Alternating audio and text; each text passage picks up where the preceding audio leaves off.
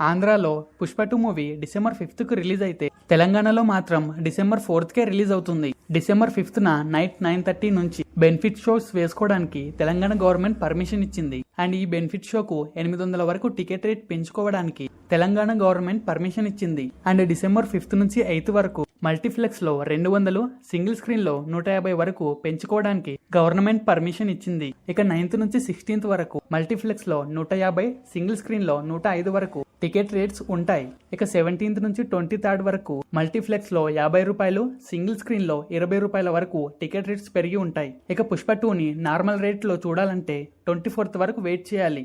మరి పెరిగిన ఈ టికెట్ రేట్స్ తో పుష్ప 2 మూవీ RRR ఓపెనింగ్స్ ను బ్రేక్ చేసిందో లేదో చూడాలి. ఆల్రెడీ థియేటర్స్ పరంగా RRR ను బ్రేక్ చేసి 12,500 థియేటర్స్ లో పుష్ప 2 రిలీజ్ అవుతుంది. కాబట్టి పుష్ప 2 300 కోట్ల ఓపెనింగ్స్ తీసుకొస్తుందని మూవీ టీం ఎక్స్పెక్ట్ చేస్తుంది. మరి వీరి ఎక్స్పెక్టేషన్స్ నిజం అవుతుందో లేదో అని మూవీ రిలీజ్ అయ్యాక తెలుస్తుంది. సో ఫ్రెండ్స్, మరి మీ ఎక్స్పెక్టేషన్స్ ప్రకారం పుష్ప 2 1 డేలో ఎంత కలెక్ట్ చేయగలదో అనుకుంటున్నారో కామెంట్లో చెప్పండి. అండ్ వీడియో నచ్చితే డెఫినెట్గా లైక్ చేసి ఛానల్ని సబ్స్క్రైబ్